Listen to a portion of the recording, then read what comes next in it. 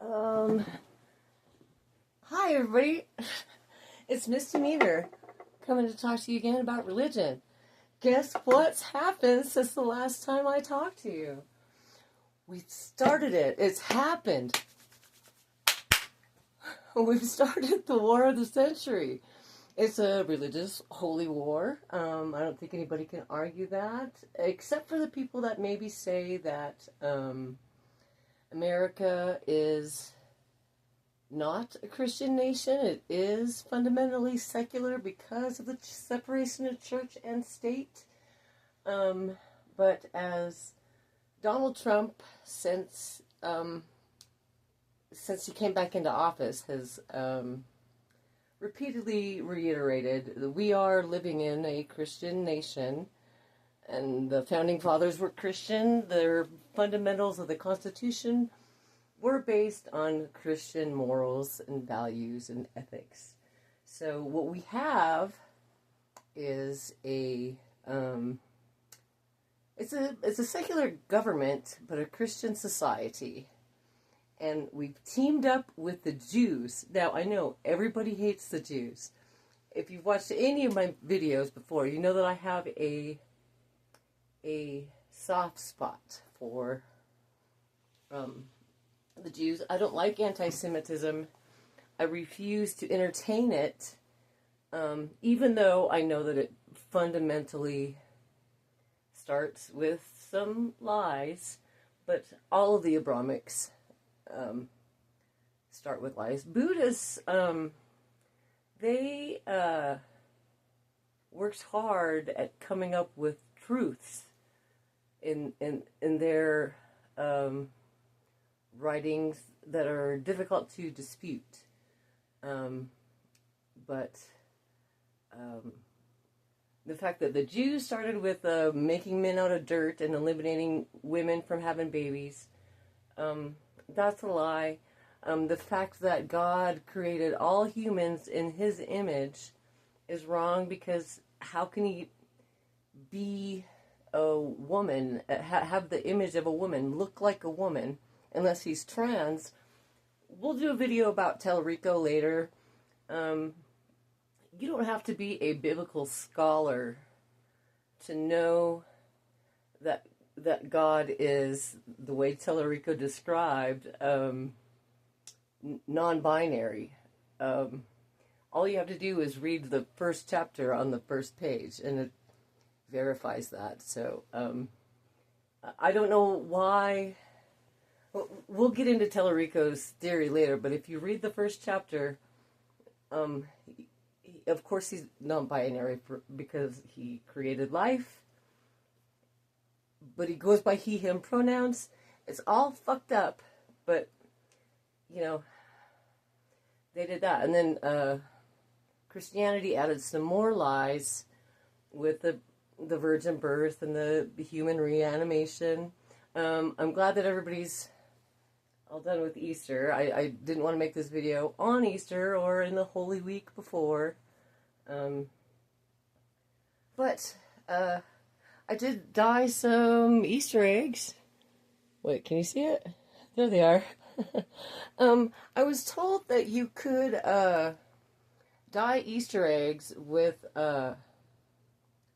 red cabbage and onion skins, and the onion skins are supposed to stick to them, and then they're supposed to be dyed blue. But this just looks like a brown egg with kind of speckles on it. Didn't really turn out like the video said it would, but anyway, that's okay. Today, I wanted to, I haven't looked at the news yet today. I do have a son in the Marine Corps. I was worried when the airmen, who knows where my son is? My son and I do not get along. He was raised by another baby boomer who, of course, thinks women and motherhood is not necessary. So I was raised apart from him. His father made him into a Marine, which I'm very proud of him, even though he doesn't talk to me. His pictures is up there. And when I heard that they sent Marines. All I can do is assume that my son's on a Navy boat somewhere in the Strait of Hormuz, and of course I'm worried about him. But I'm still jacked about this war. This war is necessary. The baby boomers, of course, they're scared of war. If you watched my last video, you know that my father cowardly avoided going to the jungle. They hate war, and so we've been pussyfooting around the Muslims for decades. And that's been largely because the baby boomers have been in control of things. They want diplomacy, free love.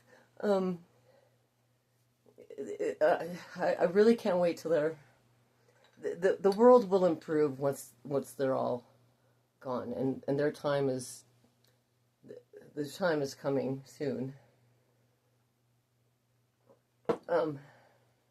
Very excited. Better hope my son's not coming, because he's coming to kill. So, Muslims, watch out if my son has to go to Iran. Which I hope, if you have a son, maybe you're reluctant to want boots on the ground. Nobody wants boots on the ground. Nobody can have boots on the ground. First of all, I'm sure that these Marines are driven to want to work and save America, defend America, do their patriotic duty, and I hope he doesn't get hurt, but this war is very, very necessary. And I call it the war of the century. There has not been one century since the death of Muhammad, since the beginning of Islam, where the non-Muslims didn't have to be cut back, or they had to be fought every century since the beginning of Islam.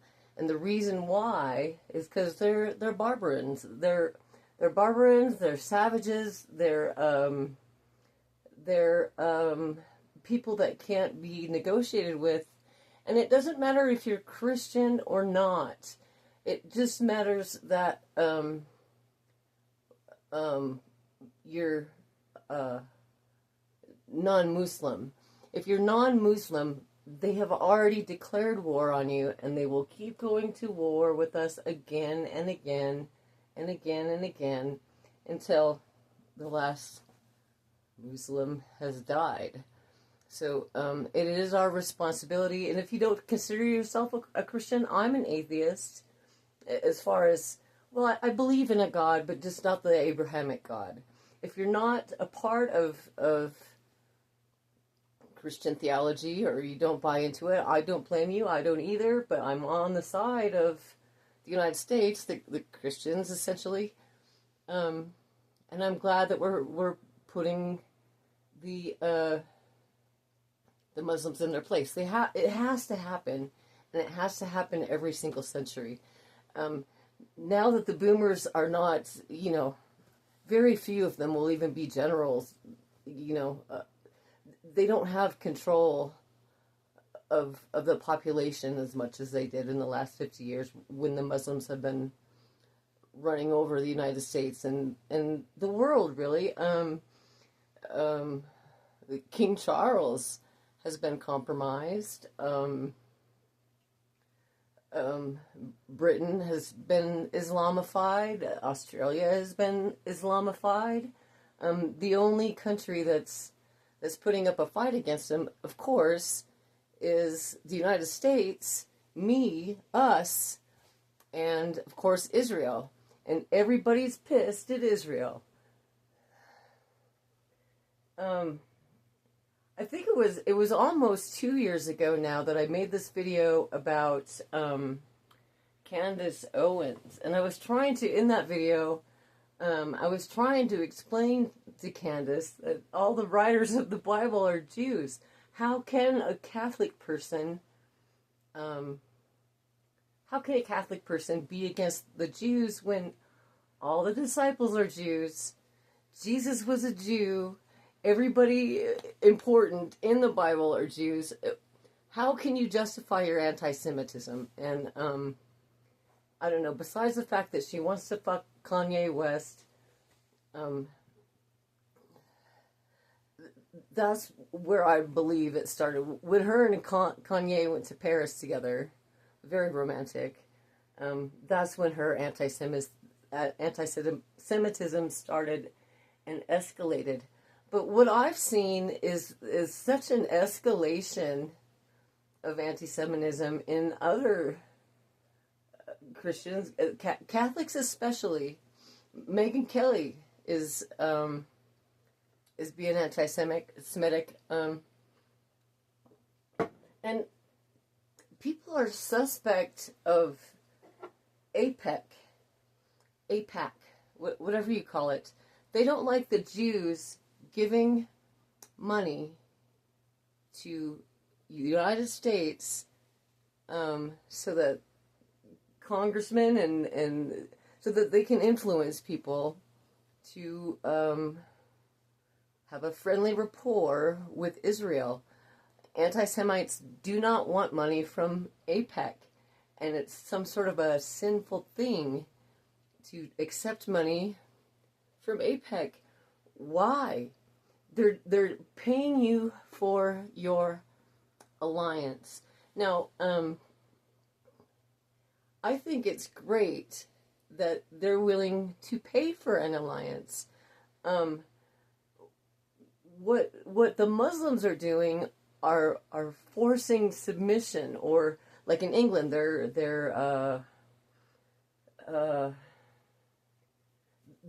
making England submit to their their anti-dog policy, sticking their asses up in the street so they can pray in public. I just heard Quebec, the Quebecois, have recently made a law that you can't go to Montreal and stick your asses up in the air outside of a church. That is considered against the law, and what do they say? Provocation. It's I think that's what they said. Praying in front of the Catholic Church in Montreal, that is provoking them. We're not going to be intimidated by the Muslims coming in and trying to take over and dominate a culture anymore. So I mean, usually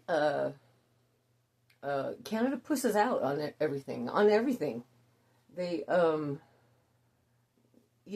they're just trying to submit to China, submit to European norms and rules, which have made this multinational, multicultural, globalist society, and so everybody's welcome. And so, in a society like that, Muslims will really take advantage of that. But when they start having nukes and threatening trade, that's just what's going to happen with the Muslims, and it's our responsibility. We did not declare war against the Muslims. The Muslims have declared war on every non-Muslim on the planet for thousands of years, and every century we have to fight back against them. Otherwise, we're going to have this backward, savage, barbarian type society where it's just sadistic, it's anti-woman, anti-female, just savagery, butchery. And look, it's not their fault. The people, if they don't submit to, that's why 40,000 people got killed in the protests. And of course, we can argue about the numbers. it's just a mess. I'm just happy that Donald Trump is finally being the. And if this was if Biden had done this, I would be for it. It's not necessarily a political thing, but say what you want about Donald Trump. The left loves a regime, a murderous, butcher of a regime. They love it, and in the protests, you're seeing pictures of the Ayatollah Khomeini. White liberals carrying pictures of the Ayatollah Khomeini as if he's this bastion of what's right in the world. What they like is the authoritarian nonsense of it. Anyway, I'm happy Easter is over, and although I'm not a Christian, I don't believe in the virgin birth, and I don't believe that he was dead when they pulled him off the cross. But I am on the side of the Christians in that we are non-Muslims, and it is our responsibility to make sure that that the Muslims are always pushed back because of the way that they have their society, the things that they believe. They're evil and they're savage, and they're barbaran. I'm not mispronouncing that, by the way. Barbaran's my mother's name. Barbaran, barbarian, it's sort of the same thing in my mind. She's a feminist, so she hates women. She hated me. All goes back. But let's, I haven't looked at the news today. I don't know exactly what's happened. I think I said I was a prostitute. I had like a 20-year career as a prostitute, so I don't have good skills as far as computers and making videos go. So I don't know how to do the picture-in-picture thing that some podcasters do. It's probably a simple way to do it. I don't know how to do it. I wasn't taught how to do these things when I was, in the last 20 years. I have quit, like, suddenly and completely. When I turned 50, my fascination with men just, it disappeared into thin air. It just completely disappeared. I'm not going to say my 50th birthday. It's been over a year now since I've had sex with a man. I don't know why I brought this up. Oh,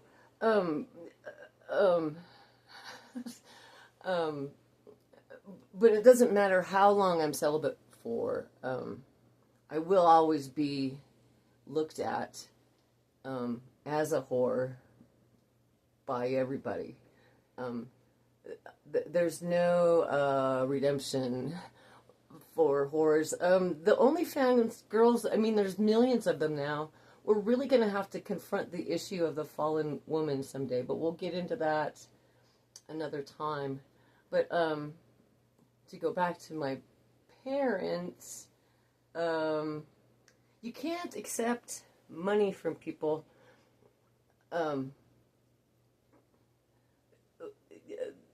I can't take their money, even if they wanted to help me.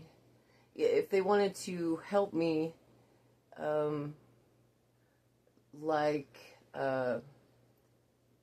if they wanted to sponsor me in any way, for any reason, I would have to follow their philosophy. Anytime you take somebody's money, you have to bow to their needs, to their whatever it is that they believe, whatever it is that they think you should be doing. And so, I don't know, I haven't taken money from a man in over a year. So I've been enjoying that. I forgot where I was going with that. If Jesus had a website, let me go look. I wrote that down somewhere.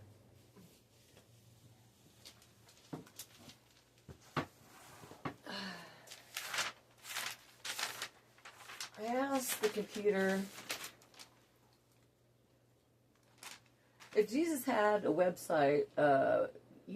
What would his disciples do? Of course, they said Peter would be the producer. John would be the executive producer, creative director, ad sales. James of Zebedee would be the co-host. Andrew, networking and partnerships. For operations and monetizations, we'd have Matthew, Judas, and Philip. Production and outreach, Simon, the zealot, marketing and social media.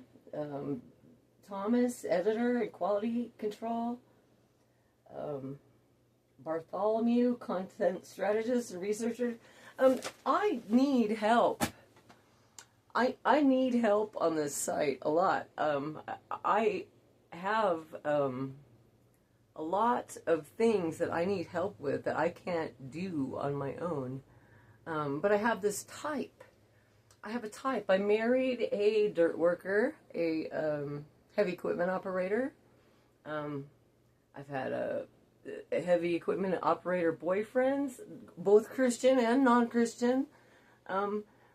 But these types of men that I am attracted to are men that will not be able to help me with anything that I want to do. I need help from... I need these people. I need a producer. I need a... But I don't have that right now, so I can't do the picture-in-picture thing. But I will... let's just see what's happening for the old war in Iran, the last crusade, the holy war that's happening at the moment.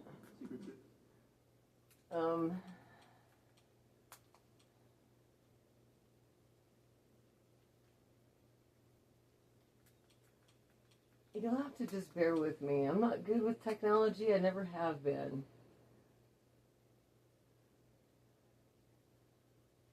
Oh, Hegseth is on. Let's see what he has to say. I really love him. John, thank you for the collaboration with the CIA as well. Incredible and ongoing partnership. Ladies and gentlemen, fellow Americans, and especially we can just listen to warriors in our armed forces, over this Easter weekend, the United States military has once again proved why we possess the greatest fighting force the world has ever known. In two extraordinary combat search and rescue operations deep inside enemy territory in Iran, our warriors executed missions of breathtaking skill, courage, and precision. When our warriors are unleashed, as this president has allowed them to be, they are unstoppable. When American airmen were down behind enemy lines, our forces and our president did not hesitate.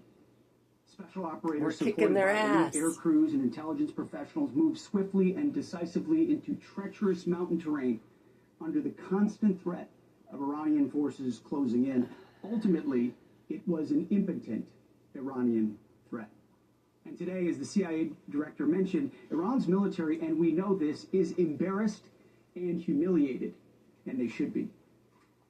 Now, these are not routine operations. They were high-risk, high-stakes missions conducted in the heart of enemy territory. This was not just barely into Iran. This was deep into Iran, involving coordinated strikes to suppress threats, deception tactics to protect our teams, and full synchronization across air, ground, and special operations. The Iranians are still asking themselves right now, how did the Americans do this? One downed airman evaded capture for more than a day, scaling rugged ridges while hunted by the enemy.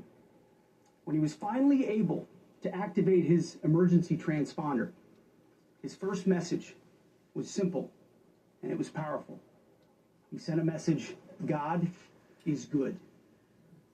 In that moment of isolation and danger, his faith and fighting spirit shone through. You see, shot down on Friday, Good Friday, hidden in a cave, a crevice, all of Saturday, and rescued on Sunday. Yes. Flown out of Iran as the sun was rising on Easter Sunday. A pilot reborn, all home and accounted for, a nation rejoicing. God is good. Despite incoming fire and unforgiving conditions, our troops brought every American home. No American lives were lost. We leave no man behind, and that is not luck. It's the result of unmatched training, superior technology, an unbreakable warrior ethos, and sheer American grit. Yes, thank Our God special operators, he's the pilots, guy. and support crews performed Secretary with of War. near perfection under fire, and they were lethal. Just ask any Iranian soldier who dared attempt to get anywhere near that pilot before or during that mission. Death from above. Our troops turned a potential tragedy into a resounding demonstration of American resolve and capability. That's what excellence in uniform looks like. But make no mistake about it, none of this would have been possible without the courageous leadership and ironclad determination of President Donald J. Trump. From the moment our airmen went down, President Trump made it clear we will leave no one behind.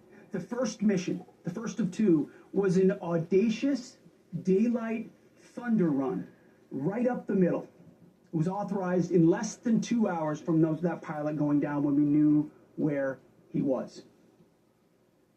And it was authorized in the middle of the night, because anybody that's worked for this man knows he's up in the middle of the night. Authorized immediately, without hesitation, audaciously. The second mission, as soon as we knew where that pilot was, and John was certainly helpful in that, also executed immediately. You know, I looked up at my screen when the final mission was complete inside our SCIF, our secure facility. And we have a running VTC, a running coordination cell.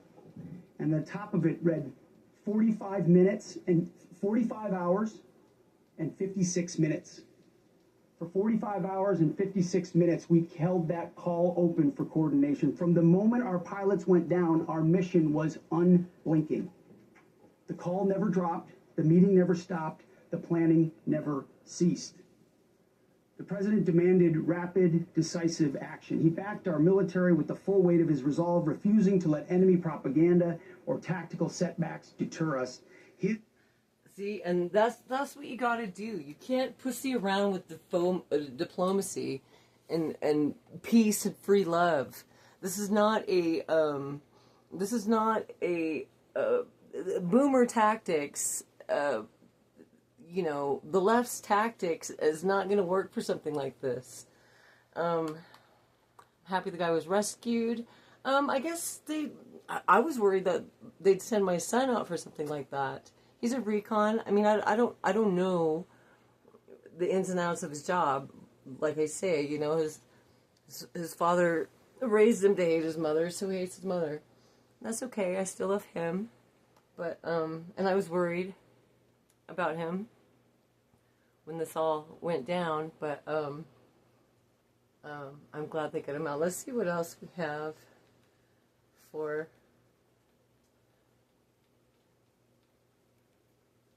Oh, okay. Let's try this one. We got him, my fellow Americans. Over the past several hours, the United States military pulled off one of the most daring search and rescue operations in U.S. history from one of our incredible crew member officers who also happens to be a highly respected colonel and who I am thrilled to let you know is now safe and sound. You literally send thousands of people to death, but you do everything you can to rescue one guy and show your public opinion that human life matters more than meeting war objectives quickly. Speaking of war, tell me the last time you won one. Europe is gay. Mm-hmm. Yes. To start. Right. Europe sucks. We're better than Europe. That's why we left. They're worse now than when we left them. If you can believe it. So they can't even possibly comprehend, like this weekend, the United States, our military, they pulled off a pretty incredible rescue mission. Not only recovering just one, but two downed pilots. And I know that a lot of people, they'll be circling this going, see, you're sending your children to die for Israel stuff. But I don't know if you know this. Historically, until, like, pilots often died. Did you know that? That was often a thing. Like, if you go watch old war films and dogfights, very rarely did pilots, like, almost all of them live as we see today, because we go to unbelievable lengths, and nothing is foolproof, to try and ensure the safety of our pilots. And then, if something goes wrong, we send out absolute assassins, specialists, who get them back anyway. So, Europe, what's the problem? What's wrong with that? Yeah, you can't, you really can't let the Muslims have their...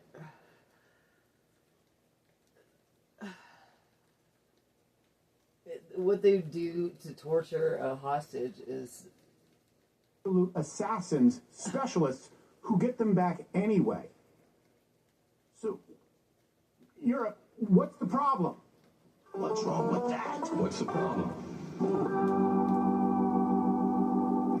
And I'll give you just sort of a foreshadow here. I don't think that those in Europe, and especially even if you look, Canada's basically Europe, it's just separated by water, but it's still just as gay. Yes. It's like what was that movie, The Happening? It's like the bees or the wind. It's like the gay traveled wind. Well, they're close because the globe, at the top of the globe, Canada Right. gets closer to Europe, and it's easy. Yeah, the land bridge theory. Yeah, Instead of right. Eskimos and Indians, it's just gay Canadians from Europe.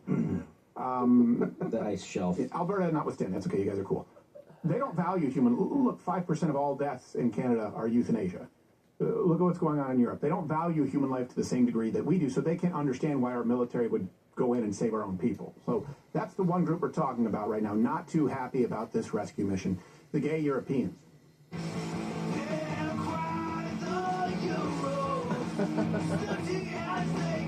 Europe's message is clear. This is not their war.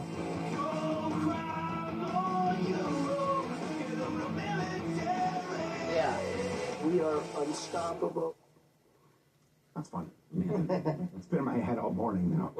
It's a tough song to sing. It's not one that you can just sing in the shower around people. They think you're angry. So this Wait, weekend... in the shower around people? Whoa. You know, I like a... What, like at the Y? Nice. I like to verify. I like to verify how clean I am. Ah, See? yeah. So, Doctor, your opinion? Noodles has to ask for get the assistance. sigmoidoscope. This weekend, 2 airmen were rescued inside Iran, for those who missed it.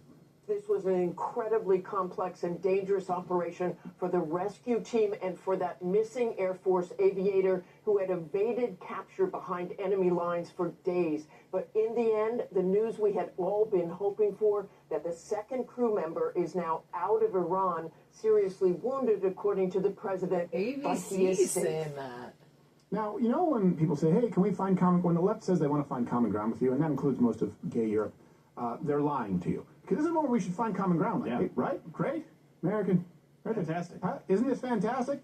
No, they're upset about it. And the reason they're upset about it is because President Trump is obviously happy about it. So he posted this on Yes. Truth And Social. that's all it is. We got him, my fellow Americans. Over the past several hours, the United States military pulled off one of the most daring search and rescue operations in U.S. history from one of our incredible crew member officers who also happens to be a highly respected colonel and who I am thrilled to let you know is now safe and sound. I mean, I think they normally put it together. We will never leave an American warfighter behind. I have to do all the Yeah, that's true. the fact that we were able to pull off both of these operations without a single American killed or even wounded just proves once again that we have achieved overwhelming air dominance and superiority over the Iranian skies. Now, I wanted to ask you, Josh, because of your experience, this is, maybe it's not the most, but it's pretty impressive. It's very impressive. The thing that stood out to me about the impressiveness of it is because we've had great rescue operations in the past.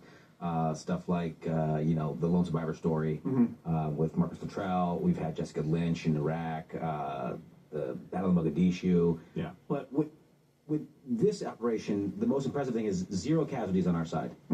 0, and some on theirs. We don't know the full number yet. But yeah, I don't know if we're going through the whole Yeah, we're going to go. timeline of it, but it's very, very impressive that we were able to create a diversion operation and able to get our guys there. Had problems, accounted for the problems, got out, took care of the problem they left on the ground, all while nobody getting hurt. And very impressive on the weapons officer. Yeah. He scaled a 7,000-foot ridgeline.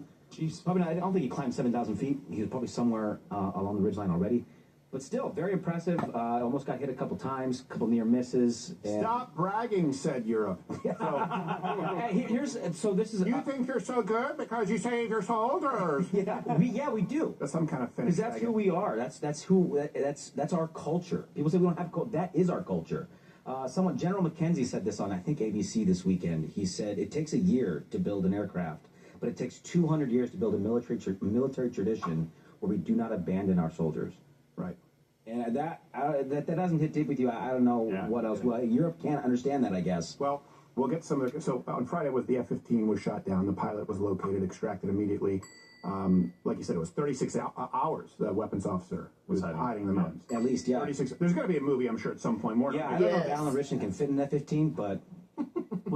And the rescue mission cost like 200 to 300 million, depending on what estimate you use and if you count the down to F-15. So this brings us to gay Europe's response. We don't have a stinger for that? The French-Polish commentator... They can't make the right decision ever about anything. Wrote on X, lose all this to rescue one pilot and call it your greatest military success of all time. Guys will literally be complete losers, but Danielle say, hey, Faber. we behave like heroes. You can't understand that. You know what? I mean, you're French, so you're most likely and so that's probably why you don't understand. I would say the losers are the ones bleeding in the sand. Yeah, so would I. I don't know if you can know, but we killed some of their guys. At least 9. Yeah, at least 9. That's what this morning, or it was yesterday, I had read like 7, then I saw 9. Yeah. It's like sitting outside of McDonald's watching the numbers change. You're just like, oh, Yeah. we just keep serving them. That's and I get it. They gotta get a sign at the Pentagon. I get it. They don't have a lot of planes in France. That's fine. I understand. This would be a big loss to you. It's not to us. Like, these are just planes. Right. Yeah. I mean, and then he got, of course, rightfully dumped on, and he responded with, you literally send thousands of people to death, but you do everything you can to rescue one guy and show your public opinion that human life matters more than meeting war objectives quickly. What? Easy, hypocritical war marketing the Americans will always buy. Okay, speaking of war, tell me the last time you won one. You know what? It doesn't matter, because you don't have to win them. You're welcome. Yeah. Yeah, this guy says you save one guy. You think this is the greatest military operation of your history? No. Our greatest military operation in our history is landing on your beaches and liberating your country. That's true. Yeah. Which one? Poland, France? Either one, dude. Those were tourist beaches! Which World War would you like? I got examples of both. Get out of here, dude. All right, that's enough of that. Let's go. We've had some we've had some problems with Iran for a long time. I've heard of the Ayatollah Khomeini since the first time I watched TV. The country of Oman has had to give the country of Iran over $1.5 million on the United States' behalf, so that we could get 3 of our stupid people back. I don't know if you heard the story about the 3 backpackers who got lost in Iraq, ended up in Iran and got arrested. But for those of you who haven't, let me tell you what these fucktards did. They went to Iraq on vacation. I didn't even know you could do that. Can you price line a Baghdad trip? Who does that? Ever? Before the wars. Or now, the last time there wasn't a war in Iraq was 1972. People going to Iraq in the early 60s just hanging out? Fuck no, they weren't. It's a goddamn shithole. Looks like Arizona with a castle.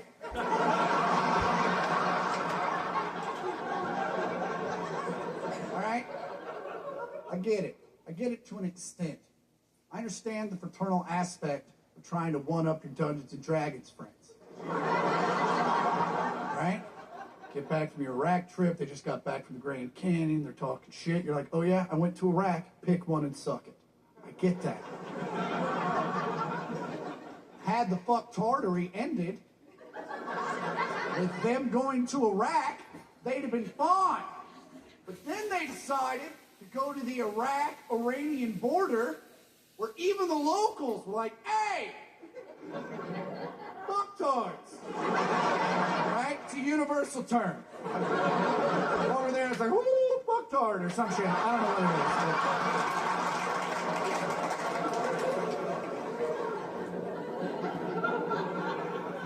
is. So why are you here? Backpackers, they're like, we're extreme. We love ESPN too. Villagers told him, they said, you're more than welcome to stay in our village. We recommend you do so. In God's name, whatever you do, don't go in those mountains over there, because Iran's over there. I don't know if you've kept up on the last 60 years of American history. They don't fucking like you. The backpackers were unfazed. They're like, we love showing white. And they went. They got lost. They got arrested. Because guess what? It's not hard to find 3 white people in the middle of the Iranian wilderness. They were the only white things for hundreds of miles. They were visible from space.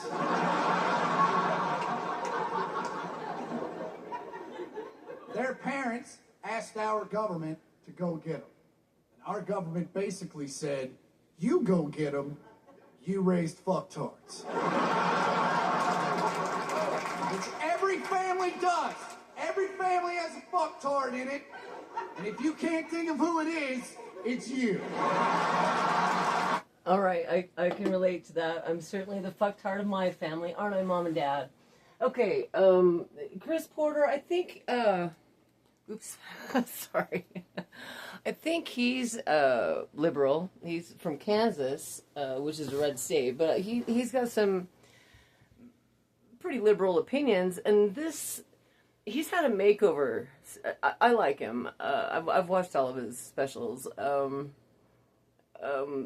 This has got to be 10 years old, but even as a liberal, he does have some recognition and understanding that they've been being assholes to us for the past 60 years. The war needed to happen. It's just that the peace-loving liberals were standing in our way. I've talked a lot in this video. What are we up to? 4303?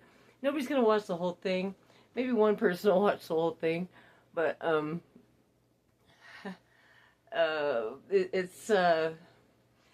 I know I have a lot of work to do on this site. I'm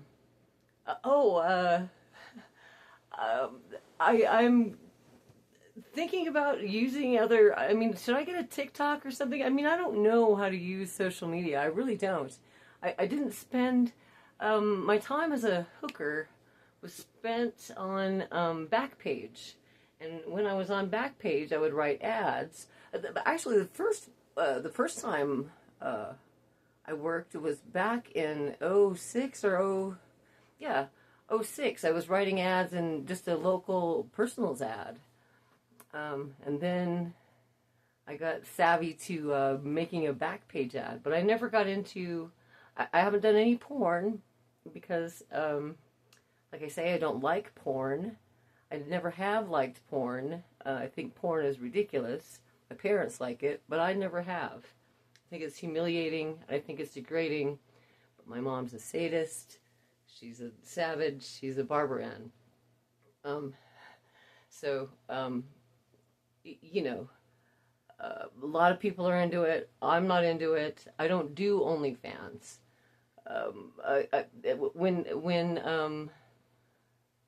When Backpage was outlawed by the Obama administration, the people, the liberals who like sex workers, they're the ones that took Backpage down. And that's when we went to OnlyFans. And when that happened, I just went to the whorehouses in Nevada and worked. And that basically marked the end of my career. You know who saved me was Britney Spears. I saw Britney Spears making a video, and I don't know how old she is, but she looked ridiculous to me, trying to dance and be seductive. I think there's one with knives, a video with knives or something. There comes a time when you're too old. When I turned 50, I agreed with myself that I am too old for this, and plus I lost all fascination for males.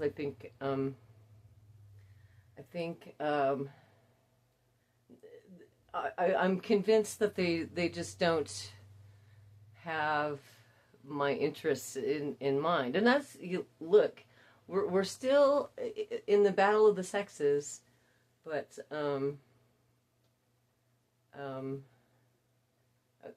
and probably eventually, I don't know if this is a symptom of menopause or not, my lack of affinity for being around men. It could be. And I'm just kind of enjoying my menopause. I've gained some weight in my stomach. I don't care. I've started making bread and cheese. Just kind of doing some female skills that I wouldn't have learned from my mother. She didn't value feminine skills, and she had skills that her mother taught her, but she had no patience to teach her daughters. She didn't want to be around us, first of all, and second of all, she's doing female work was always beneath her. Being a mother was beneath her. That's the lie that the feminists try to sell you, is like, you're better off to have a career, that way you can have money, that way you don't have to do the female things. I don't know, I think she transitioned in the 80s. I want to say she's a trans. She's tried to be a male. She stopped shaving her legs in the Reagan administration. She don't, no makeup, no hair products. She just, anything feminine, she just doesn't want anything to do with. She just viscerally rejects anything feminine, anything nurturing, anything like that. But I've made some fantastic, I think the bread that I have in the fridge right now, the dough that I have in the fridge right now, it might be the best dough I've ever made. But I'm saying all that to say, I'm in this absence of men, I'm developing some feminine skills that I wouldn't have had in the job and career that I had before. And I'm thinking of expanding. That's what I was talking about. I'm thinking about expanding. I don't know. Do I need a Patreon? I could sure use the fucking money right now. April's hit me pretty hard. I had some issues with my money recently, but I'm gonna make it. But I was thinking about doing a Patreon, and I have merch. I had this shirt made. You want to see? See the rainbow? Look at that. I cut the sleeves off of it because I can't stand sleeves, but there's our Prophet Muhammad. And then on the back, can you see it? Is that backwards to you? I don't know if it is or not. But basically, in retrospect, I shouldn't have been so specific about what he sucks. I probably should just say that Muhammad sucks, but I don't know if distributors would allow me to. But if you were to send me an email at jesusisabastard .gmail.com, you can always hit me up, and I can get you a shirt like that. I'd probably charge you like $30 or something, whatever everybody else charges. It costs me like, I don't know, I think it cost me $20 to make, but I'll have to ship it to you, whatever, split the difference.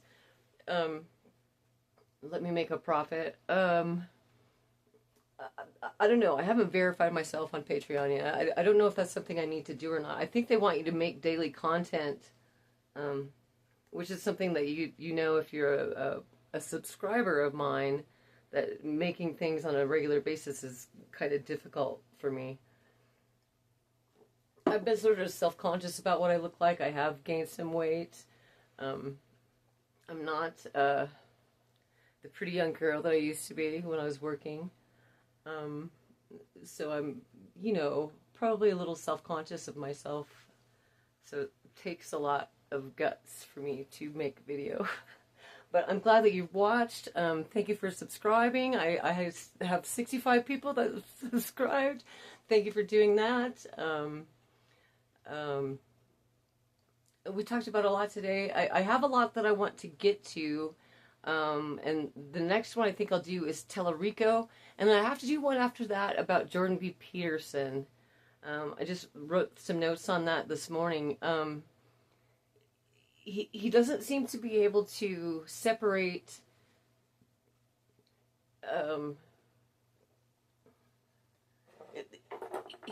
he wants, if he would use the same standards to objectively look at the Communist Manifesto as he did with the Bible, then he wouldn't be able to be pro-Christianity as he is. If he would apply the standards that he applies to the Communist Manifesto to the Bible, his argument falls apart, and we'll do a video like that. I'm gonna try to do both of those this week while it's fresh on my mind. And who cares? I've told you I'm making cheese and bread, and maybe I'm a little fat. Look at you're only seeing you're only seeing me from the neck up in this video anyway. Happy Easter. I'm glad it's over with. I don't know if any of my followers see. I alienate Christians because of what I say, and then I also alienate atheists because of things I say that give the Bible credence. The book I'm working on has it has Jesus coming back 100 years ago, 170 years ago or so, as Karl Marx. So I don't know. That's kind of, and then once the Clintons got into office, that's when he said, "Okay, I gotta rein in some of this liberal Democrat stuff because it turned out to be evil, sadistic, and killed billions of people. Let's rein some of that in." So he came back again through Charlie Kirk, who then got shot by allegedly. I don't want to get sued. It's so ridiculous. I know my channel's ridiculous, but I have to get some of this out and off my chest. So, thank you for watching. I'm going to see you again this week. I'm going to make a commitment to make a video. I have a specific material for Wednesday and Friday. So, I'll see you then. Like and subscribe. Leave a comment about anything that you've seen. Also, always put the timestamp so I know exactly what you're watching, that you're reacting to in the comments. I love doing that when I make comments on videos. So, I guess that's it. I love you all, and take care. Thanks a lot. Bye-bye.